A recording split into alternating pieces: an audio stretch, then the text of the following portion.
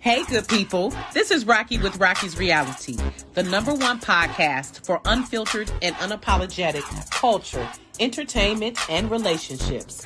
Tap in live Thursdays, 7 to 8 p.m. Eastern Standard Time, as I chat with some of the dopest artists, celebrities, influencers, entrepreneurs, and more. Make sure to catch us live Thursdays, 7 to 8 p.m. Eastern Standard Time on Facebook, YouTube, and Roku. See you soon.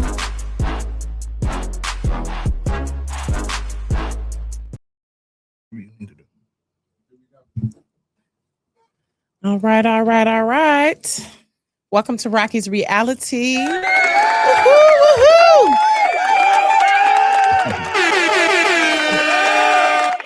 Thank you, Joe. I'm as always when I have return guests, and this is my boy, right here, my bro. For sure, we just be cracking up. Which was actually also one of the guests on my inaugural show, the debut of Rocky's Reality, which has been 9 years. It's been that long? 2017. I think this is maybe my fourth or fifth time on your show. Yeah, you know, he a friend of the show. Oh, for sure. So I'm gonna just get to it, y'all. Celebrity stylist, creative director, D-boy from the North End, Marv Neal, y'all. Give it up. What up, though? Give it up. So welcome back, Marv. Thanks for having me. I appreciate you. Anytime. I appreciate you. I love you. You my brother. You be cracking me up. I Yeah. love the way you be giving it to her. We both fire signs, so we understand the way we be just stinging people. But I don't be feeling like it's stinging. I be feeling like it just be, you know what I mean? It is. You talk shit, I talk shit. That's how I go. It is what it is. And I don't be mad. You know what I mean? Nah, some people be mad. They be upset They be at you. I'll be mad. But that's why I be sniggling looking at my screen like he is tearing their ass. Yeah, I'll be mad. I'm just I'm truthful. I'm gonna keep it 100. I love that. And I love how you was throwing the kids in the pool. Man, what? But you was a lifeguard? I was a lifeguard for 20 years. Oh my goodness. So you started swimming as a child? Yeah, at 9. So like maybe 89, 90, somewhere up in there. Okay. I love that. And I could tell the kids probably had a ball with you. Because they thought I was mean. Because, you know, I'm the big, mean looking guy. And then, you know, the people up front would always be like, I'm going to go get Marv. Because they know I would be like, y'all coming to get in the pool? They'd be like, yeah. So they get in the pool. I'll go in there, put my trunks on. And then it's time for y'all to drink a little water.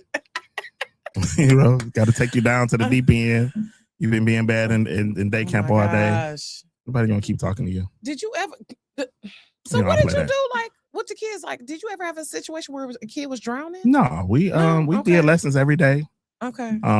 Lessons every day at a rec center. At a rec center, whatever rec centers throughout the city. I worked at Bustle everywhere from east to west for 20 years, from 1999 to 2019. I love it. And Bustle is where I grew up. Okay. He's on Kirchhoff and Van Dyke. Yeah. It's a whole new world. Yeah, but it's still Mike West is over there still. So, okay. Yeah, DJ Cuts. I love. So he's there.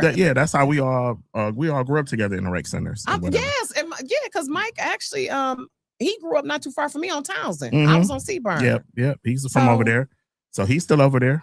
He runs Butzel. As far as running what? Like he's the rec center RCS. I love that. Yep. Okay.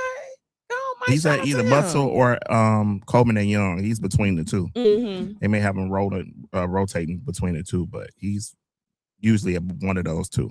I love how those are still open. Yeah. So, but I brought Marv back today because the Detroit fashion community is having their Tastemakers series.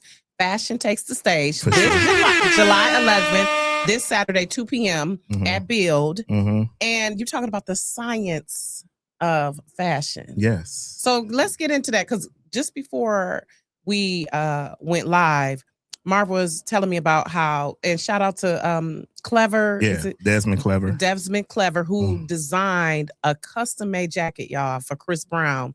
A lot. That bitch was cold. Oh, it was cold. Oh, it was cold. Didn't he do 2? I think he said he sold them 3. Yeah. His stylist bought 3. I love that. The stylist liked all 3 of his designs and bought all 3. And that's what, as a stylist, you want that. Like, if you got a designer that you want to be able to bring some money back or pictures back, or, you know what I mean, something to show your work, you know, which is free promo. Hell yeah, because that jacket was out cold. It was out cold. Did you go to the by the way, Chris Brown wore it during the R&B tour here on Sunday. And on Sunday. Yeah, I was okay, there. okay. Yeah. Okay. Because I thought I saw him wear one on Friday when I was there too. I'm not sure because I wasn't there. Okay, Friday, I know he wore, it seemed like, if I remember correctly, he wore this like black and green one. Okay. Could be because he has a Red Wing one and then 2 Detroit Lions ones. Yes, I love it. So shout out to Desmond Clever. Desmond Clever. That's his that's his name. And of course I need to have him on the show. I love it. I was watching him and talk about how a guy at his church introduced him to Chris Brown's stylist. Yep, that's just usually how it goes. Look how God works. That's how it works. Look how that works. Because that's the same way kind of how I got my job with Power. Okay. Not Power, BMF. Yeah, BMF. Yep. Someone. It's all about who you know. It's all about who you know. Yep. Sometimes your friends is the person that speaks for you. As they should be. As they should be, yeah. And I was saying that the other day, like those are the type of friends that I need. People who are going to speak my name in rooms. And I always do that for people. I'm a big believer in that because it's not always about me. So I always be like, oh, you need to holler at Rocky, or you need to this, that, yada, yada, yada, you know? Absolutely. Because like when you put someone else on, they're going to, that's just going to be a trickle down effect. For so sure. That's what I love. I'm not neither one of us are gatekeepers. No, I'm not. And that's how you, but that, you know, that's something that we fight with in Detroit at times. Sure. Folks be, you know, but shout out to those checking in. Hey, Jacqueline. What up, though, Jacqueline? I love it. Jackie been getting me together on them text messages every day. Oh, has she now? Yeah, she been. I love it. She is the. I don't want to say the wrong title, but I'll call her the producer because she's producing this series that we're doing on Saturday, along with Latrice Delgado Macon. Latrice Macon, and then it's a couple of other people that's on their team. So shout out to the DFC. I love it. And I love how, yes, absolutely. Shout out to DFC. How you all, it's been like about 5 or 6 years now. Well, right? I'm not a part of it, but okay. So she asked me to do this series back in May. Okay. And then I just helped her curate the people that I thought should be on the panel. Oh, okay. And that's kind of how we went from it. And then she said, well, she wanted to speak on the science of wardrobe styling and how boutiques and how we are part of the ecosystem. Absolutely. So we're going to make sure that we do that. Okay. And Jacqueline, thank you for letting us know. Executive Director of the Detroit fashion community. So some of the panelists, Joyce Sheffield, founder, On and Off the Runway, Fashion Junkie. Yes. Who are some other people who are going to be in the building? So Jamar Hart, he's a stylist that's from here. He used to go by Granddaddy Rose back in the day. And then he changed his name to his own name. He's in LA. So a lot of times him and Shar of Rock and Remix, they do business together, but Jamar's dope. He's done a lot of editorial stuff just like me and a lot of celebrities. He even worked with Beyonce. Oh. He did her outfit for her baby shower with the twins. Oh. So he's a big deal. He has he's from Detroit? He's from Detroit. Oh my God. Born and raised right over here on Dexter. Dexter or Linwood. Don't get me wrong. Don't be mad at me, Jamar. But yeah. I love it. Yep, from Detroit. He might maybe moved to Detroit from maybe 10 years ago. So he'll be here tomorrow. And you know, I'll make sure I introduce him if you don't come out. I love it. So many. I love it. I'm trying to look at some of the people here. So Jamar Hart, he's a stylist. You have Sheila Shops. Sheila is the person that does everything that you have been seeing lately, maybe the last 5 years on Tubi. That's the good looks. So she does Tubi. She's with, I can't remember if she's with Beezy and them all the time or what's the other gentleman that does the show? Dark skin, short guy. And we all love his stuff. He kind of reminds you of Benny Siegel. Oh my gosh. Like one of the he's like filmmakers. He's a filmmaker and he's like a director and he's like in the movie. Not Dennis Reed. But maybe Dennis Reed too. But Kamal Smith. No. It's gonna come to us. It popped to me. But she does a lot of their production. I know it's between her and Dawn Green. Okay. They usually do a lot of the Tubi stuff. You must put me up on some people because I have not. Sheila's dope. She's a dope stylist. We did she has a dope Airbnb in the New Center area. That's where we held our we had basically like a speakeasy for me to sit and talk to people that want to get into styling this time last year. So Sheila, I call her she always laugh at me. But Sheila's cool. Sheila's dope. Jamar Hart, Sheila. You have Angela. Angela just was in Vogue.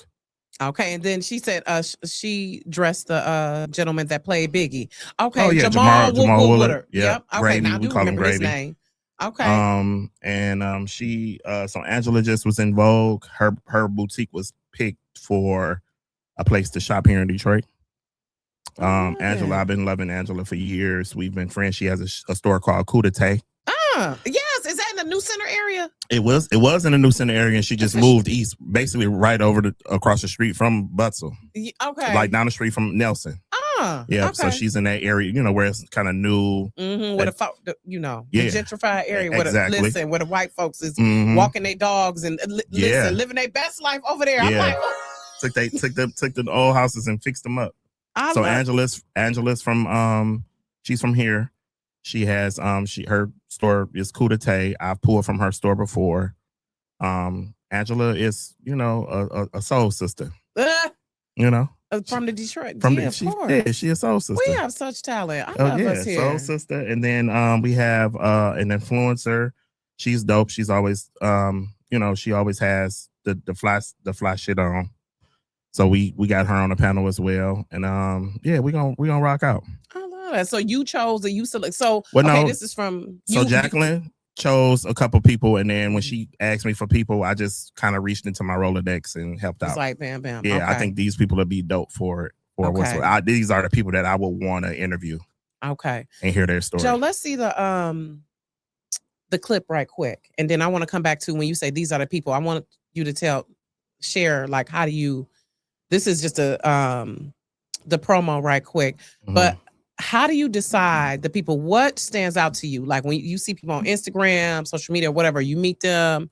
We're gonna have vendors there too.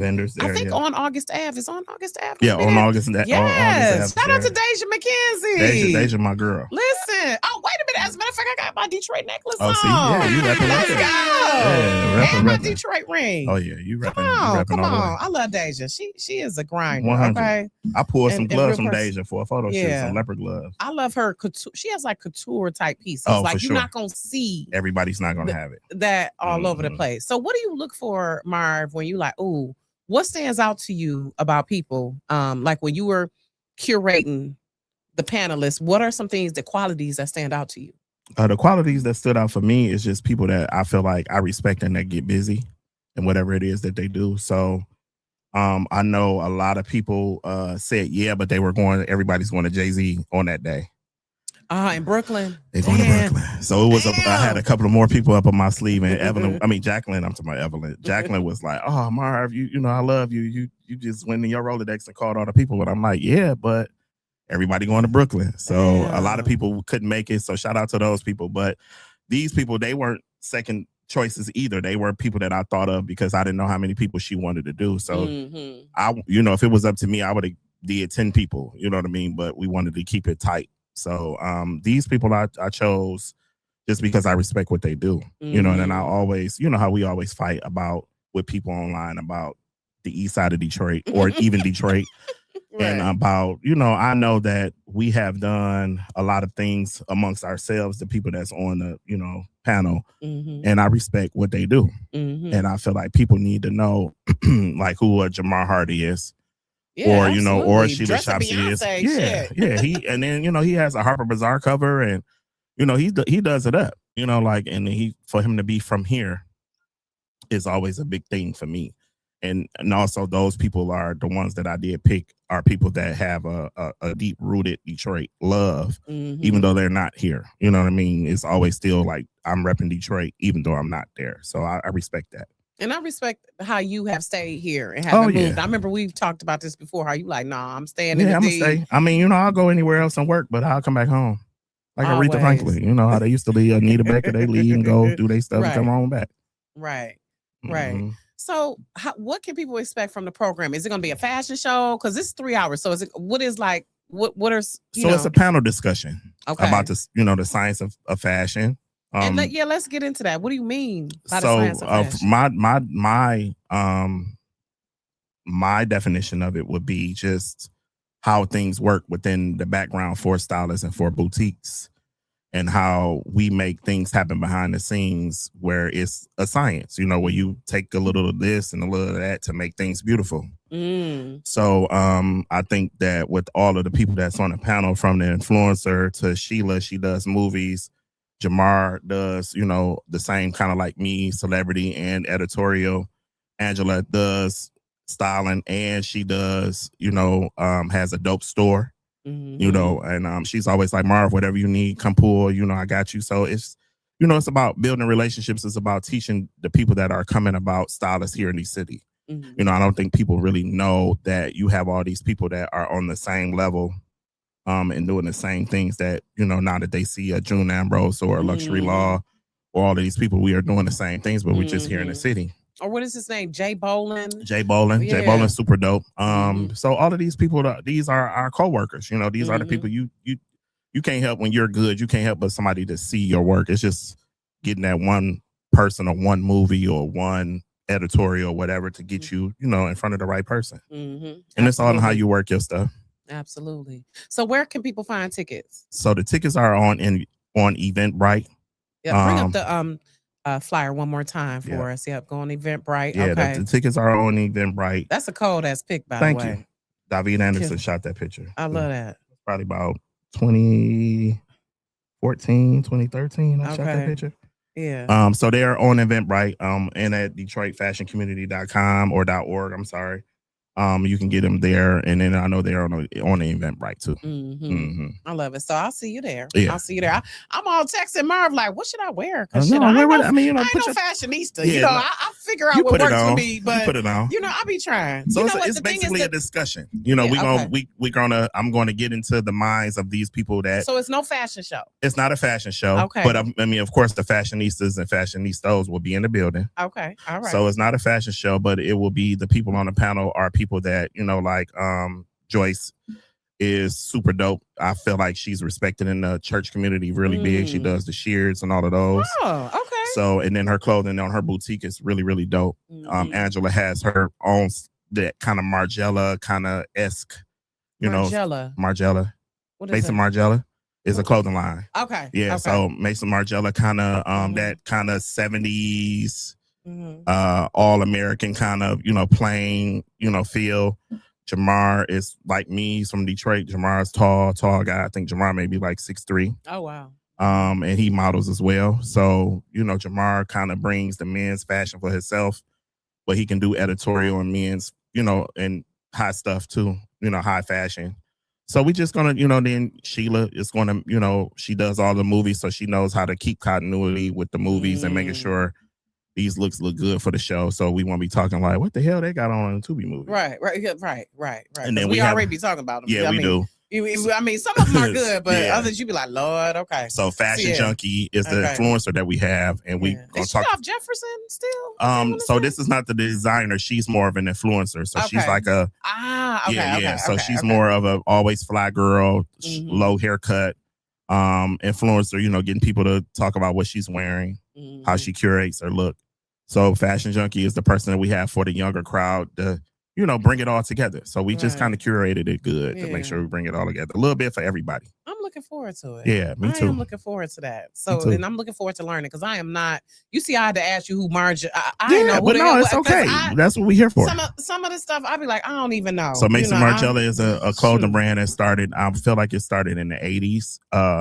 He doesn't like to be filmed or pictures, so it may be like one or two pictures online of him. He's really but he is really that kind of guy. But the shoe that you see with the split toe with like the big toe, and then the rest of the shoe is like a kind of Chinese shoe, a boot with the heel. That's a Mason Margiela. And then the Margiela gym shoe looks like maybe like a Adidas Samba, but without the Adidas on the side.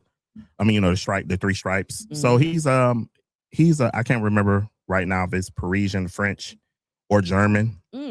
But he's a designer that all of the fashion people really respect. Wow. How do you stay up on who too? This is my life. So I've always been the type that read GQ and Vogue, and then also, whatever Vibe and Source magazine would do.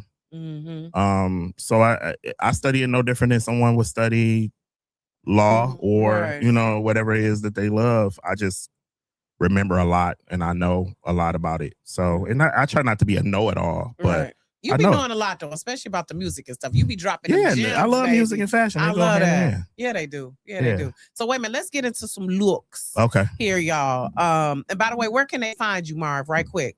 Where can they follow you? I'm Marv Neal on everywhere. Okay. On Instagram, Facebook like page. Twitter, I am Marv, Style by Marv. Okay. Yep. Okay. So let's bring up some of these looks from the 2026. Even though it was a couple weeks ago, I still there was this guy, Dallas the stylist. I don't know if you follow him. I think I know who he is. He reminded me of like your cousin because the way he was going in on some of these looks. Yeah. I said this reminds me of some of Marv's stats where he was talking shit about people. So let's if we can. Oh Lord, Lauryn Hill. You love Lauryn Hill too. I know. You think my girl love Lauryn Hill. She be finna bite my neck off when I be like, boo, Lauryn. She be like texting me like, don't talk about Lauryn. You don't know what that album means to me. Like, serious. Okay. So let's just get into the look. Okay. Now Dallas was saying, is there any way to okay. So we just gonna Queen Latifah. Let's go on Queen. I like the Queen look. Did you? Mm-hmm. I did not. You didn't like it? Maybe I'm just not a fashion person then because Dallas said he liked it too. I'm saying, what am I missing here? It looked like it was too fluffy. Bring it up. Yeah, we'll just do the best we can. Well, yeah, I mean, the Queen is the Queen. So the Queen always has to be a little royal. It has to give you a little grand. It has to be a little more grandeur than the other. That's not puffy. You ain't like the puff. I didn't like Queen. I didn't like Tiana's look. Yeah, I'm not digging at it. Nah, I don't know. I mean, maybe for the BET Awards. That was looking like Met Gala-ish. Yeah, look. Now who is this? Oh my God, I don't know. I think she's. Oh Jesus, I want to say Love Island or something. Oh no, I don't. I'm not sure who that is. I don't like that. It was a lot going on. Yeah, let's do. Okay, let's go. Let's go here with Jamie. Okay. Now I like Jamie's look. Yeah, just Jamie's leave Queen. It there. That looks like that's good. Okay, can I see it, Joe? Is it showing? Okay, let's share that. Okay, let's make sure they can see. I ain't like Janet's look either. You didn't like Janet? I don't think I liked that her shirt was the Tupac, but I like the look. Yeah. That's Bow Wow. Yeah. Bow Wow look wrong. That's Dallas right there. Ain't that him? Dallas, the stylist. Yes, yes, him down in the corner. Yeah, he made okay, yeah, just click on the ones that. Okay, who is this? Is I don't know who that is. I don't know who he is. Ain't that? And oh wait, David Banner. Click on David Banner. Joe. Okay, so what do we think of David Banner? I like David Banner. I like the outfit. It's a different look for him. It's kind of more like 70s. I like it. Yeah. I like it. He's on his grown man. Yeah, he's on his grown man. I feel like since they were trying to like dress up that night, I feel like that's a dope look. Okay, Janet. Okay, Janet. So what you didn't like about Janet? I just felt it was too, I don't know, miss you much era for me. I don't know. I just that's how she. I just want to, this is my thing. And Jacqueline says the baby killed it. The baby killed it. Let's see. Pop it up again, please, Joe. Okay, this is my thing with Janet. You done lost all this weight. Why you couldn't wear? Can we get a little leg, Janet? But she can't give you no leg because she go with Mustafa. Now she can't do that. Who's Mustafa? Farrakhan's son. Oh my God, that's right. Yeah, that's what the fuck it is. Yeah, she can't wear that. That's why she all covered up. She was in the front row at the funeral with the mama. You know what that explains? That explains it. She got to be covered up. Look, okay. So she had the baby by the Muslim man. Yes. And then she was covered up since then, and then she didn't really break back into the gender. So now she's with Mustafa. That explains it. Yeah. Don't say less now. Okay, let's get to T.I. Joe. Scroll down a little bit. You say less. You know what? When you said that made sense to me. Now that's why she's covered up. Wearing this shit. Yeah, she got to be. They don't play that. They wives or they women being uncovered. Yeah, you're right. You reminded me. I forgot she was. So I like T.I.'s look. I just think that they need to always have a tailor on deck. Because the pants leg is his break on his pants is not dope. Yeah. Okay. So the suit he's clean, right glasses. I like a monochromatic look. Okay. But he needs to it needs to be a seamstress there. They in LA. They could have reached out to Char. Char's there. Char Glover. Char Glover's there. She would have got them together. You like, look. Okay, we got to wrap it up. Now let's do one more. Okay. Let's go. Okay. You pick Marv. What is this jacket though? Who is this? Is this your show? I'm on your show. What's this jacket up here? Who is this with this jacket? Is that a guy? Yes. Who is that? I don't know who that what do we is. think? They got him on the best dressed look, so okay, they like it. So what do you think about this jacket? It seems a little busy up. It's busy, but it's BET Awards. It looks clean. It looks like he did go see a tailor. Okay. So I'll give him that. Okay. I like Doechie's look. Okay. It reminds me of Gigi Hunter. Okay. Yes, it does. Yeah. Where is she? I don't know. Where's Gigi Hunter? Oh my God, the Gigi Hunter era, baby. Yeah, Gigi Hunter era was the one. Listen, shout out to another Detroiter, right? Another Detroiter. And she's part of the dance community. Okay. But she did a couple of people brought it back for a couple of celebrities that wanted to get, I used Gigi Hunter dress maybe like 7-8 years ago for a shoot. Dang, she did have some shit. Yeah, Gigi Hunter was that. I would have loved to rock her stuff if she was still banging. Yeah. Damn. Yeah, and if you can find some online, grab it. Yeah. Mm-hmm. Okay. Well, I enjoyed you, Marv. I We gotta enjoyed you wrap too. up. So let's one more time. The Science of Fashion, The Fashion Tastemakers. Yep. So it's July Saturday. 11th. Yep. From 2 to 5. 7-Eleven from 2 to 5. We're going to talk about all things. If you are looking to be a stylist, if you want to be in the fashion industry, we're going to ask the questions to get people the gems that they need so that they'll know what they need to do. Okay. Thank you again, Marv. And Joe, can you bring up your video? While we switch out guests, y'all? Can you bring it? Ain't on YouTube? Yep, bring it up on YouTube. So Joe got a video. Was it Unbothered? Yeah, with the Legos. So we're gonna play that again, y'all. We played it last month, but the Legos was throwing their panties and everything. The Legos, yeah, like Legos we played with as a kid. Yes, the video. What? Oh my God, you can stay and watch it, but Uh-huh. it is Joe singing. Oh, okay. Actually, it's singing. It's his song. All right, but the video is Unbothered. But thank you again, Marv. Thanks for having me. hopefully you got all the answers you need. Yeah, absolutely. And I hope to see everybody come out Saturday. Yep. And I will definitely be there. Okay. I'm gonna make sure I wear something real cute. Yeah, come real fly. Cute. Put your I'll things try on. to do what I do. Put your denim on. That goes all the time. Oh, Yeah, denim shirt, denim pants, nice sandal. I do have this little romper. Little romper, nice sandal. Yeah, it's summertime. You can do it up. Yes, I was thinking a dress, but it's kind of early. It's 2 to 5, so it's kind of brunch time. So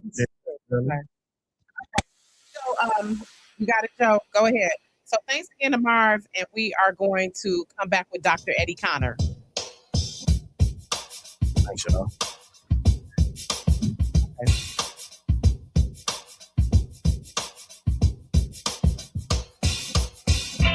Baby girl, I can't find the words to express the way I feel. Every time you're near, my heart skips 2 beats and I go to left feet. What am I tripping on? You got me slipping on. So unexpected how affected I became when you looked me in my eyes and told me your name. Now I'm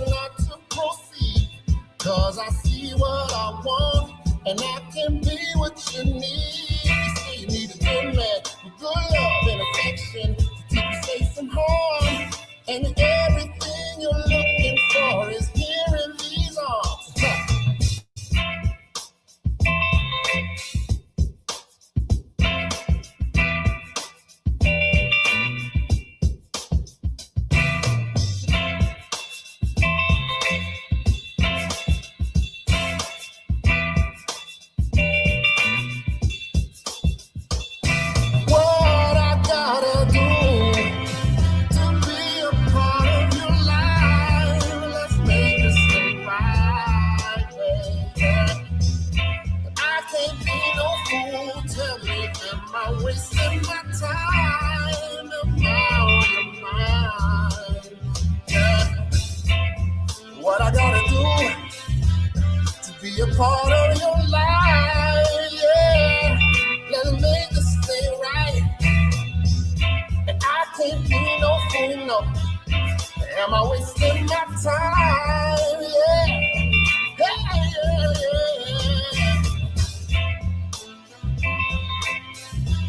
Be a part of your life. Yeah. But I can't be no fool, no. I can't be no fool. Oh.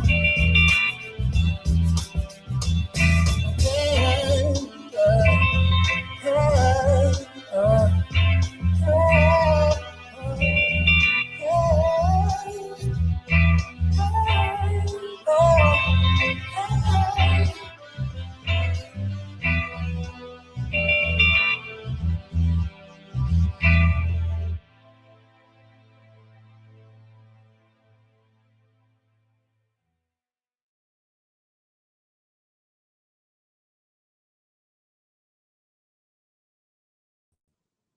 All right, y'all. So we back.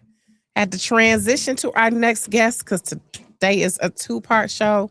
So again, shout out to Marv Neal. Could you change that for me at the bottom, Joe? Now we have Dr. Eddie Conner on, and it's good to finally connect with him. I've seen him so many places around the city. Oh, oh, quick little technical difficulties. Bear with us. Bear with us. So I have tonight a dynamic young man, because you ain't. I have to ask. I meant to ask how old you are, because you looking around 30ish. He's a young man, fellow Detroiter. Okay, author, speaker, pastor, just phenomenal individual. I'm without further ado, welcome to the show, Dr. Eddie Conner. I'm grateful. I'm glad to be on. What up, though? Yeah, I love it. Oh, and pastor of the Remnant Church, right? The Remnant Worshipers Ministry. The Remnant is just good. Okay, the Remnant, and we're gonna get into that as far as what the Remnant means. But welcome to the show, Dr. Conner. I like your the hat here. Let's go. What up, though? What's on the side there? Let's see. That's I'm not sure what's on the side. Some type of emblem, logo, that's New Era. Must New be Era on that side, something like that. Yeah. And got to Gotta coordinate. Listen. But we are welcome him, and kudos to you and congrats to you, because you have recently released your 20th, right, y'all, best-selling book, Unhappily Successful. Yeah. Available now on Amazon. And is it available somewhere else? Unhappilysuccessful.com. All right. Because I always like to direct them, like, gotta let you get your coin, because Amazon, unhappilysuccessful.com. So, and I was reading some of it, and I was like, ooh, you was stepping on my toes there a little bit. Dr. Eddie, I made you feel seen? Yeah. I feel sick, because I'm definitely at a point in my life where I'm unhappily successful, where it's like it's always something else. It's always some other goal that we're reaching for, and just those things within us that we have to fix if we want to continue to be successful, if we want our success to really be sustainable in a sense as well, because like you said, happy usually is affiliated with what is happening in the present. And that's why I was explaining, for me, joy is an inside job that is just goes on whether you are happy or not. And I learned that from my grandma, by the way, who's raised in the church, who raised me up in the church. And I always remember her, no matter what was happening in our life, whether it was good or bad, she would always be humming when she would be around the house. And I would be like, Grandma, why are you humming? Like, what is, what are you, of course, my daughter, these kids, excuse me. But I would ask her, I said, Grandma, why are you humming? Because I know stuff done went down. I know you ain't always happy. And she said, well, God gives you that joy, no matter what, that you have life and you live in. So no matter what is going on, you want to, even if you're unhappily successful, having that joy still. And I think that's what helps you to continue to move forward. So for you, in short, what would you say unhappily successful means? Well, I think it's really all about the fact that most people don't attribute stress with success. We don't talk about that enough. We think just because you're successful, you should not be stressful. No, really, it's more stress the more successful you are. Right. It seems like. Yeah. Absolutely. And who was encouraging the encourager? And a lot of times we're pouring from an empty cup, and a lot of times you're tired in ways that sleep can't fix. Yep. And so navigating that anxiety, that burnout, that stress, really trying to develop interpersonal success is something that I had to really go through and grow through. I had to take my own medicine before giving the prescription. You know what I'm saying? Right, because you're a pastor. You preaching to people, and it's like, did you find yourself like saying, I'm preaching to them, but I need some of this word myself? Oh, for sure. And it always hits you first before you're able to give it to somebody else. And just really, this became an opportunity to really address emotional wounds and psychological pain, and people are just dealing with it. I mean, you could call the USA today the unhappy states of America. People are dealing with a lot of burnout. It's a whole gamut of stressful situations and issues, much less the climate of the world today. It's enough for people to have road rage, as we see it. Yes. It's enough for people to really be, a lot of people are between suicide and homicide. Yeah. And trying to navigate those aspects. Yeah, totally. And I at your book signing, you made the point about since COVID, is 42% of Americans are still unhappy. They're and that makes, and I've noticed that it's like we're not back to normal. This is a new normal. And I notice people, like you said, they have this urgency, this is anxiety, and then on top of our political climate and life itself. So what made you say, oh, I'm going to write this book now? I think I was looking for an answer and I didn't find it. And so I had to write about it. And I was looking for an answer. Really, how do you navigate stress and success? And it went to that place of, is this all there is to life? I've reached pretty much the majority of the goals that I wanted to hit. And such as? Well, definitely being a best-selling author multiple times. This one just went #1 on Amazon as well. Yeah, I'm grateful for that. I mean, people literally reading the book from Alaska to Ethiopia, from Atlanta to South Africa. Global. Yeah. Global. Let's get some claps for that, Joe. To be a mover and a shaker in the city and beyond, be pastor. You're grateful for all those things, but there's a whole lot that comes with it. And I tell people all the time, listen, don't envy me. Heavy is the head that wears the crown, for sure. Absolutely. And just going through all of that, navigating all of those specific things. Happiness is based on what's happening, but joy is an inside job. And I think one of the things that we have to do is we have to choose joy. Yep. Going back to what what I'm saying. My grandma was like, you have to choose to be happy, or you can choose to be down in the dumps. I mean, you can acknowledge that stuff is not okay, but you can still say, okay, Lord, I still woke up. I still, I find myself at times being like, okay, Lord, this is not going the way I wanted to, but let me try to find the joy in something. Yeah. At least I got $1 off that. At least I woke up. Right. Or at least, I saw a person that I needed to see. Yeah, this joy I have, the world didn't give it. The world can't take it away. Right. I ain't gonna let nobody steal your joy. And I've since retired the word happy. We put the word happy in front of Mother's Day and Father's Day and birthday and New Year. And a lot of times we were feeling anything but that. And so I choose to opt for joy, and understanding that I'm not trying to live this life for happiness. I'm trying to live this life for purpose and really be in alignment with my divine assignment. I think the whole aspect of joy comes from alignment. A lot of times we're chasing fulfillment in achievement. And that's what one of the things I was doing. If you get this award, if you do this book, if you get this temporary, show.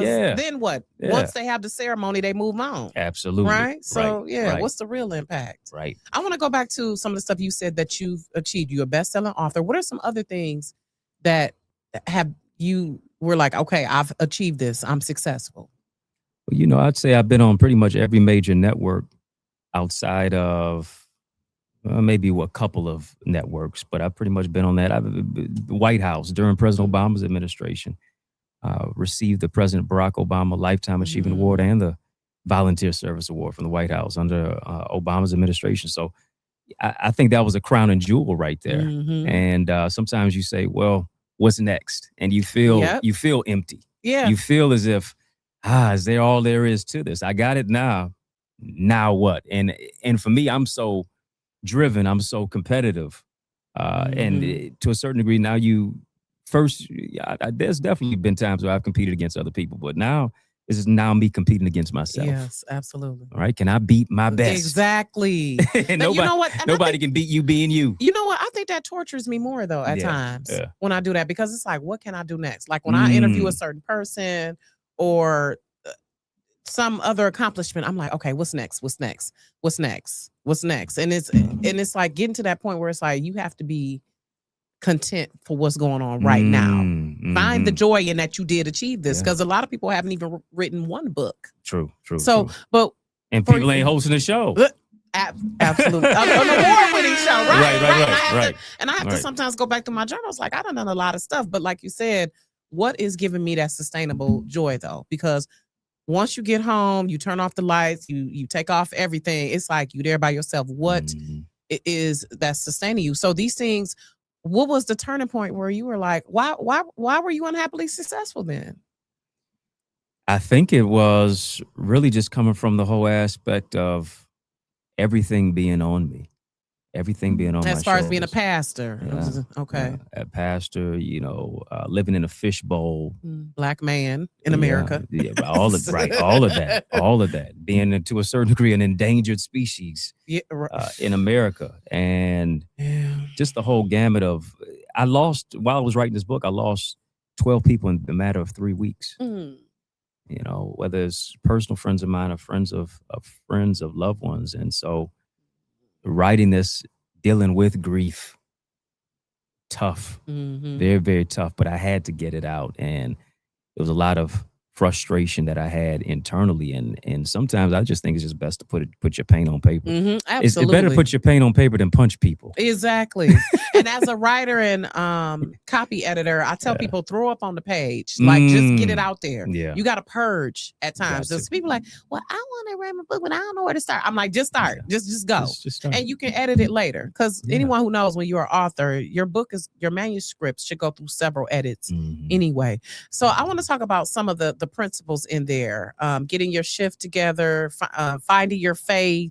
I'm trying to remember from if I could just look right quick. Let me just by the way, y'all, Unhappily Successful. But it was a couple things in here. The rest or rust.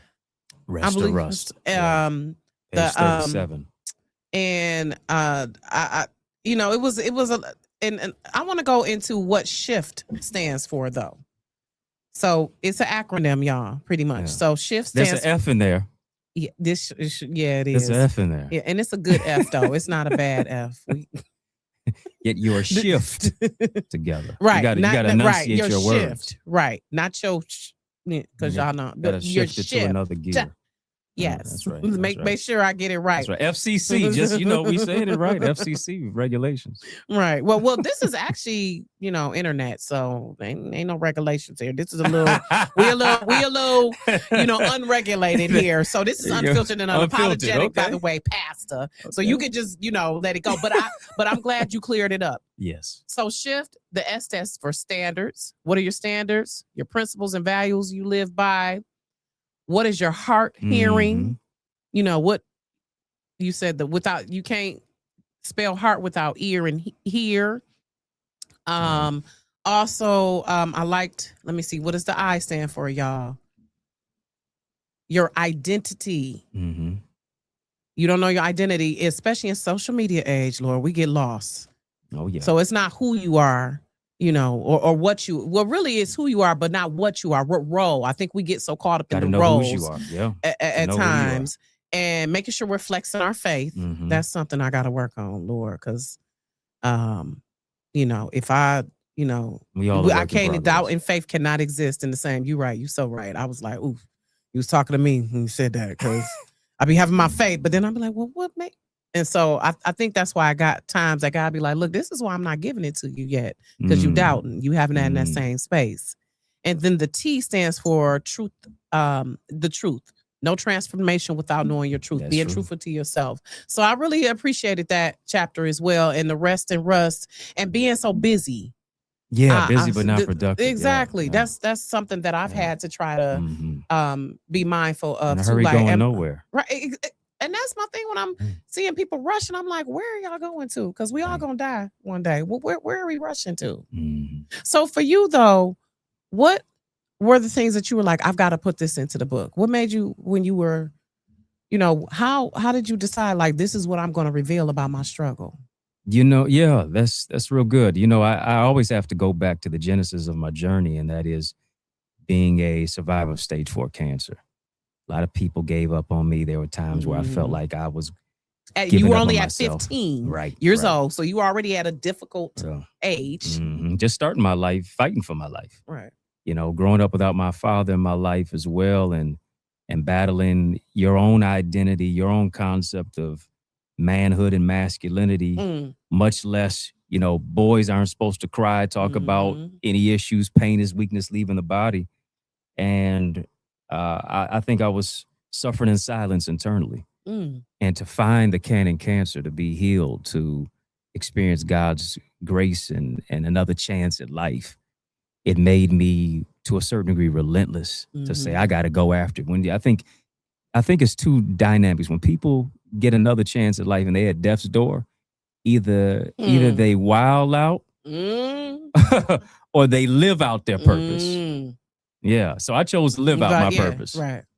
So and really do something good in the neighborhood and give back to help people move forward. Right, because you have your Boys to Literacy. Boys to Books. Boys to Books. Yeah. Yes, Mentoring and literacy program.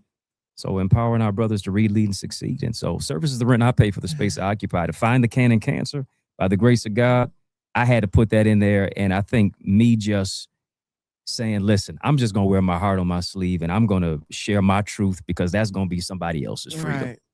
Right. And not feel ashamed. So did you feel that your parishioners would feel some type of way about this book? Was that something that was on your mind as a pastor? Well, I think so. I think that was also on my mind. I wrote a previous book called Know Your No, and that was really about building healthy boundaries and loving yourself. And I wrote in the book, I said, listen, how would you feel if your pastor said he was depressed? Because we wear this S on our chest. That's a lot, because baby, How would you feel if he battled this or she battled that? He's human. They have to, human. I think they don't remember that you're human. Right. You the messenger, but you're not the Messiah. You the messenger. That part, I think we forget pastors are humans too. Yeah, without a doubt. And many of the pastors, if you look even statistically, they're suffering from depression. A lot of pastors, they from what I see statistically, a lot of them pass on a Monday because of what they experienced on Sunday or lack thereof. Yeah. And so they became so despondent, became so depressed, and they don't have the portal by which to share that with. And a lot of times when you get into those particular levels of leadership, you don't have anybody to talk to, because now the people you talk to, really, you dealing with that? I thought you're supposed to be so and so and such and such. And so now you're leading while you're bleeding, and you're helping other folks while you're hemorrhaging. And they need you to heal. They need you to heal them, and you trying to heal yourself. Right. And if you don't heal, you're going to blast the same people who you should be shepherding. So how did you, as you a young man, you a young pastor, and I'm gonna be honest, Dr. Connor. So I'm sure the ladies, how do you deal with that? The ladies at the church, because you're a young, handsome pastor. Let's be honest about it. Yes, very much. So I'm married, but I'm just saying, I ain't blind. You a young, handsome, well-spoken Black man. So how do you deal with the temptation of the ladies? I see them as sisters, man. Okay. At that church. All of them. Okay. I see them as sisters at the church. Listen, I've seen enough, not just in the year and a half as I've been pastoring, I've seen enough prior to it. Because I was itinerant, big time. What do you mean you was itinerant? Preaching everywhere, all around the country. Okay. and overseas. Okay. So I've seen the good, the bad, and the ugly with leadership, with flock and parishioners, all of that. And I've seen the aspect of people even being dehydrated, thirsty. Mm-hmm. and so to a certain degree, it's not a turn on, it's a turn off. Okay. It's a turn off. Yeah. But, he that findeth. But would you like to find a mate? Like, would you like to find? You think I'm marriage material? Well, I mean, I'm asking. Well, I'm just asking if you would like to have a mate. I don't know. I mean, I'm just curious. I don't see why not. I would want a first lady, not just for the photos though. Okay. Because a lot of times people just get the first lady just for the photos or just so that you could just have. Come on, somebody. The first lady for the photos. Yeah, yeah, right. The suitable woman for me is gonna have to really understand me, because I'm highly driven. I get totally actually just solely focused and linear on work. I'm a workaholic in witness protection. Okay. So and you got to be careful you're not grinding yourself down, as you true. said, wearing yourself out. And maybe she would help me to do that because, it's all gas, no brakes a lot of times for me. Okay. And, I'm still learning how to embrace self-care more. Okay. And that's what I was going to say, because it sounds like you're still on the journey. Yeah, without a doubt. You're still on a journey. And maybe the destination is the journey. Okay. Or maybe the journey is the destination. Okay, because it sounds like you still, you still heading there, and that's good to share it. Yeah. So with but I'm just saying, as a young man, it's a lot. It's a lot. So how do you deal with some of your elders at times? Who do you feel like they might test you because you're a young pastor? Oh, of course. I mean, I love my elders. I love my elders. Number one, I love my elders, and maybe they do, maybe they don't.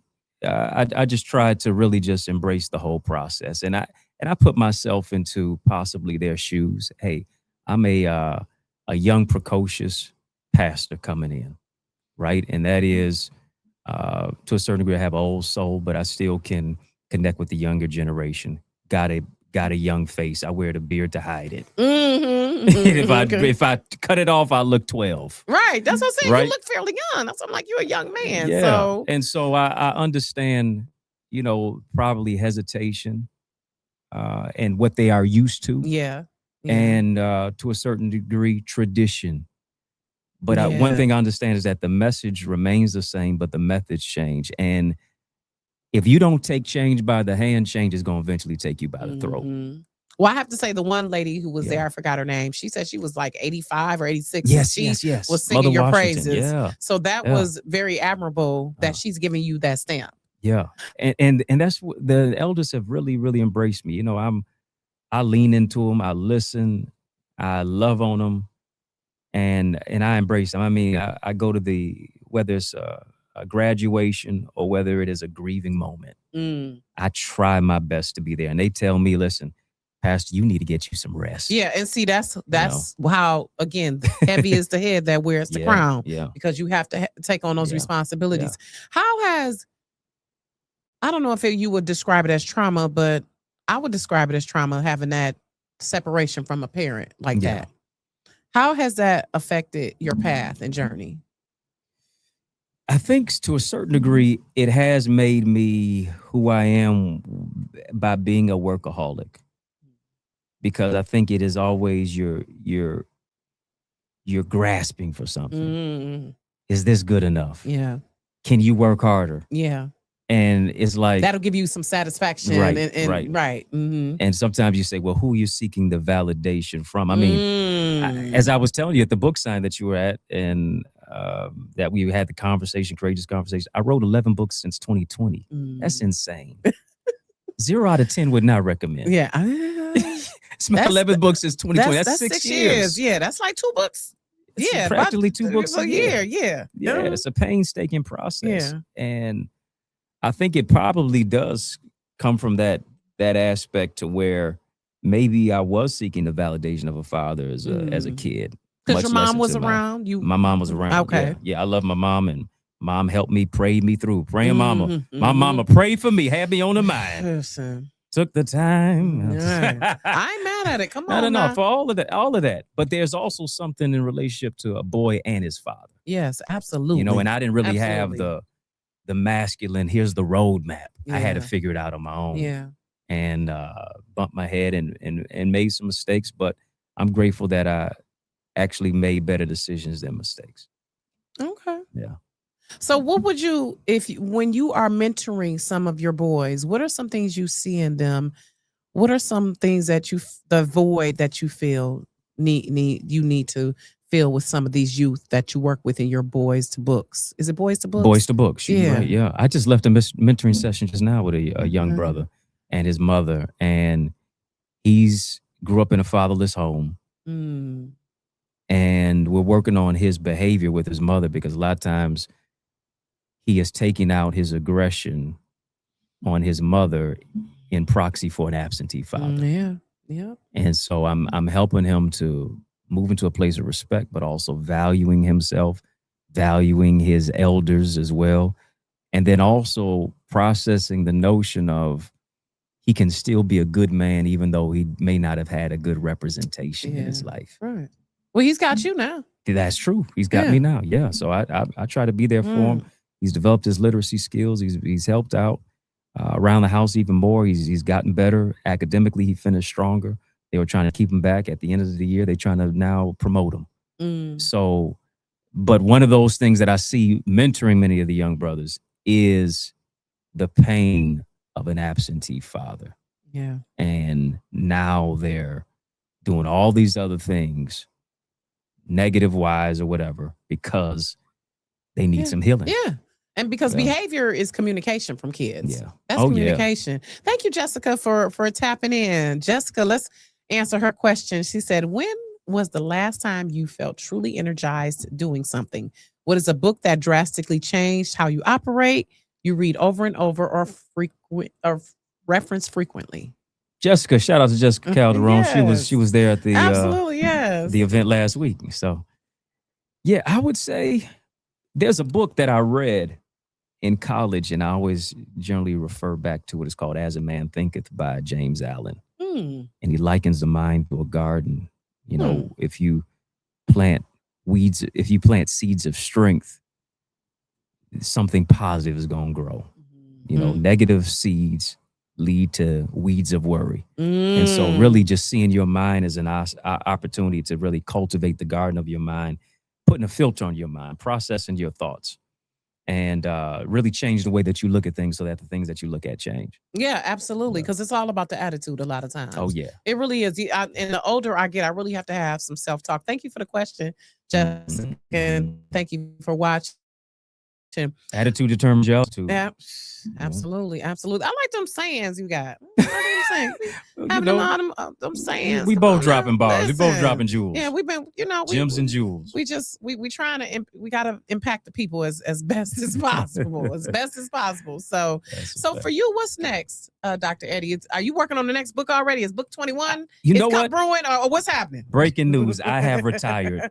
From what? I've retired from writing. What? Yeah. So this is the 20th and last This is book. my official writing retirement right here on Rocky's reality show. Are you serious? I'm serious. Oh my gosh. I'm hanging it up. I'm hanging up. I'm hanging up the jersey. What's making you stop? One is that I need a break. Okay. Two is that I met a goal. The goal was to write 20 books. I don't think that. I think the goal became the 20th book when I got to the 10th book. Okay. Yeah. Yeah, so I'm exclusive. I'm retiring. This is exclusive. Retiring. This is exclusive. Not from being a pastor, but from being an author. From being an author, I'm retiring. I'm going into retirement mode. Okay, now. Yeah, I'm going into retirement mode. Or you just taking a hiatus?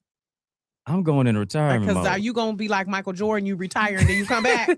Like what? Wearing the 45 jersey. Yeah, right. What were we doing here? Like that, You know, it's funny. I was driving the other day, and I felt like God dropped an idea on me for the next book. And I was driving, looking up to heaven, like, Lord, you gotta wait. Well, you got to wait. Oh, you telling the Lord to wait? Okay. That's crazy. How that work? Okay. I need a break. Okay, yeah. I need a break. I get it. Yeah. 11 books in the last 6 years. Yeah, that's Give a brother a break. Y'all need to catch up anyway. Yeah, because I gotta get the library. And the other ones. Yeah. Add me to the library. Yeah. Yeah, I'm giving y'all a break to catch up. I'm chilling. Okay, we're gonna see what's happening in about 3-4 years. Though, I'm chilling. But you can run to the Remnant though, 20470 Hubble Street. Yeah, absolutely, yes. Tell us about the Remnant. Yeah, you got to come to the church. You got to come to church. I mean, God's doing amazing things. We're growing immensely. We fed 35,000 people just in the last year and a half alone. I love it. We've got brothers and sisters, I mean, from all walks of life who are just coming in, and we're just building from the inside out, and we're building from the outside in. And so you got to run to the Remnant. We got services every single Sunday, 10 o'clock a.m., 20470 Hubble Street, the city of Detroit, 8 Mile and Hubble.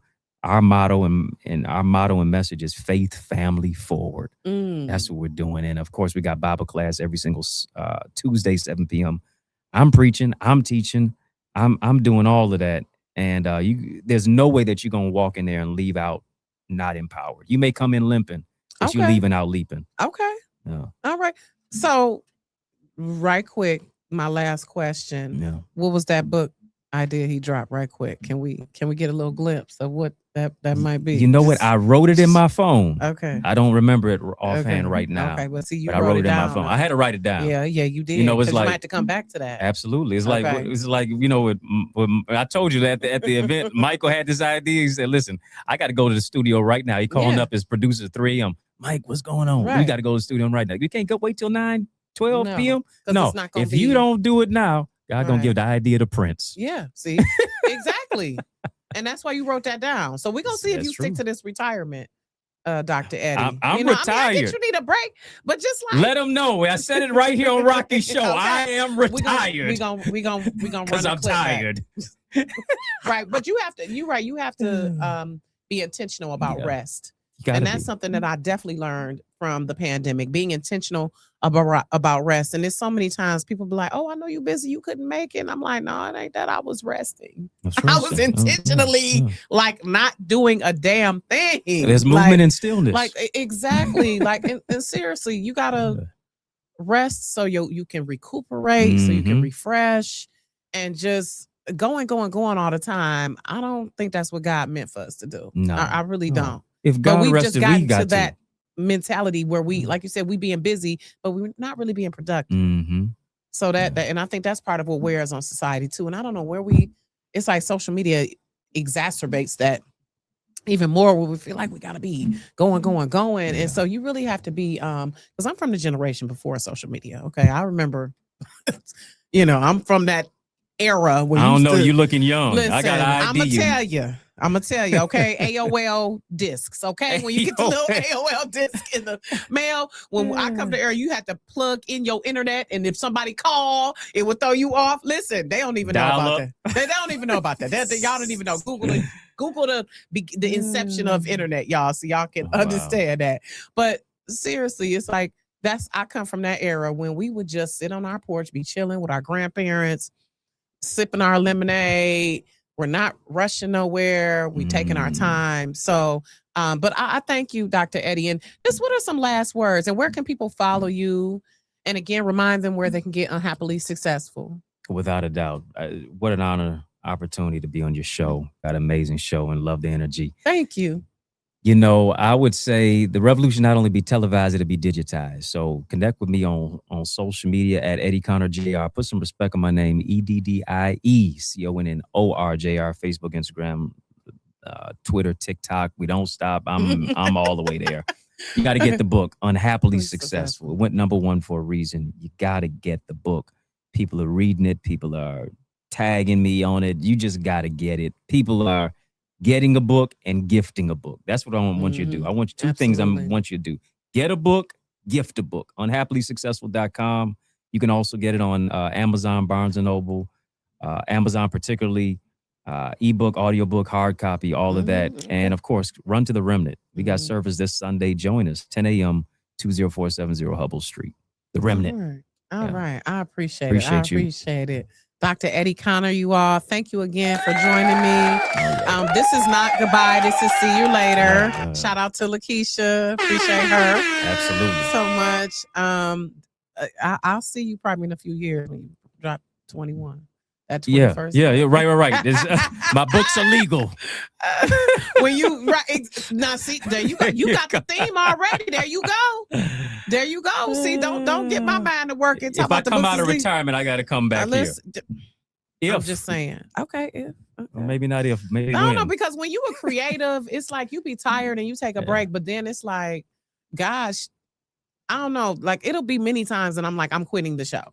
It's like hard to turn I've off. been there many times where I'm like, I am tired, Lord. I am quitting, and then I'll be asleep or something, and it'll just be an idea that comes to me or somebody that reach out, and I'm like, dang, I gotta.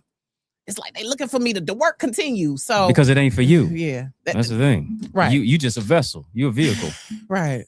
So somebody's waiting for you to be who you are, so they can become who they're supposed to be. That's what I was telling my son. And you don't hold on to your blessings, because my son can sing actually, but he's shy.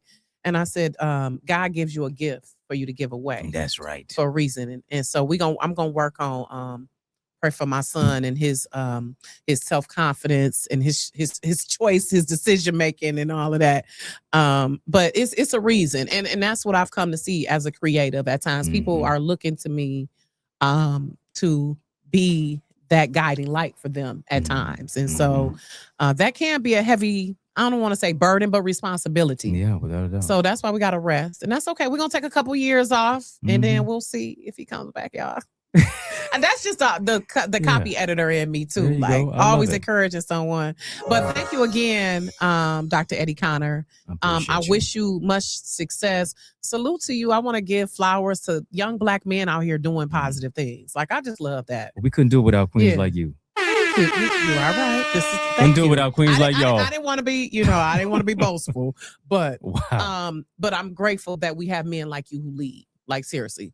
Because women, we still, I don't care how independent we are, and we do uphold y'all, but we still need those men who are going to be those leaders at times for us. So I appreciate that in you, and for mentoring the younger generation too. That is so much needed, especially in a city like Detroit where the literacy rates are subpar. So again, I just salute you and kudos for what you've done. And please keep me in touch with what is happening. Maybe we can turn Unhappily Successful into a stage play. I don't know. Okay. I'm just listen. Okay, come on. Get them creative juices flowing. I love it. Just putting it out there. I love it. I love it. I mean, I could just see a whole plot in my mind, though, but the plot thickens. It can really be a good screen. A script. I'm for real. Just the wait a minute. One more. I lied. One last question. What made you title it Unhappily Successful? Oh, one is that I wanted the duality of it. I wanted to have the contradiction, and really make people think. And then I looked at the whole aspect of really stress and success. And just because you're successful, does it really mean you're happy? Yeah. What if you're unhappy? And can you still be unhappy while successful? Yeah. More money, more problems, Biggie. Yeah. Right? So some of us are suffering from success. And then just kind of think about all that, and boom, the title just dropped on. Yeah. Yep, that is true. That is so true. That is so true. All right. Well, thank you again, Dr. Eddie Connor. And thank you everyone for watching Rocky's Reality.